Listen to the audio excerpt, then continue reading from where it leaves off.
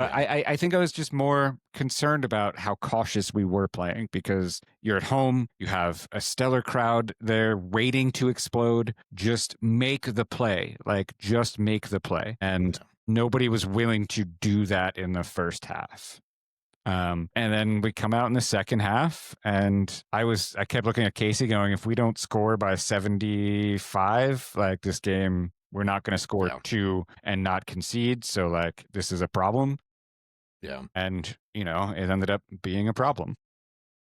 Yeah. I mean, that goal they scored, I mean, talk about, and it's so typical Rowdy, like, right, where the guy takes a shot, it has the most fortunate deflection off of Forrest you could have ever gotten. It was just enough to barely go inside the post, just outside of Bill Hamid's reach. It's just like, as soon as that happened, I was just like, you gotta be kidding me. I mean, you could see it on Forrest's face too when he stayed on the ground for a minute. He was just like, oh no. Because, I mean, obviously, Forrest. I mean, he takes that person like, I just cost us this.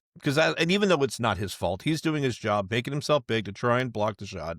I mean, that's why we've talked about taking shots from outside the box. Anything can happen. But the temperature instantly rose from that moment. And the one thing I do like is that the team responded. And it just sucks that it took that goal for the team to say, screw it. We're going for it. It's happened a lot this year. That's happened a lot. Well, and I was just going to say, yeah, I mean, like, if you look at our entire year, this entire season, when have we ever come out hot? Once this year.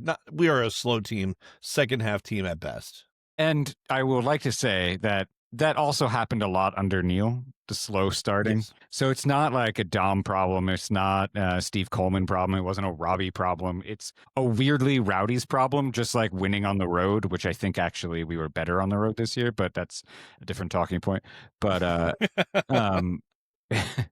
but like it's been historically a Rowdy's problem where those first few minutes of each half, we've just not clicked in yet. Yeah. But continue. Sorry. No, I mean, that was kind of it, right? It's just like, it's something that's plagued us all year. So it's like, that's kind of like, even though I didn't want to predict because I just didn't know. I mean, this game was such an anomaly. Like, you didn't know how it was going to go, but you knew it didn't matter who scored first, whether it was them or us. The game was going to change instantly at that moment. So, I mean, the fact that it was them that scored first is, I think at that point, doesn't matter because we needed something to happen to make this game explode open because that's really what both teams are waiting for. I mean, Detroit's sitting back waiting for us to make a mistake and counter on us. And we are just, almost, I don't want to say afraid because I don't think that's the right word for it, but we were too cautious and thinking that we were going to get struck on as opposed to just saying, screw it. And while I love the response from the team, I mean, the crowd instantly, and again, credit to the crowd, credit to the mob, credit to everyone. Nobody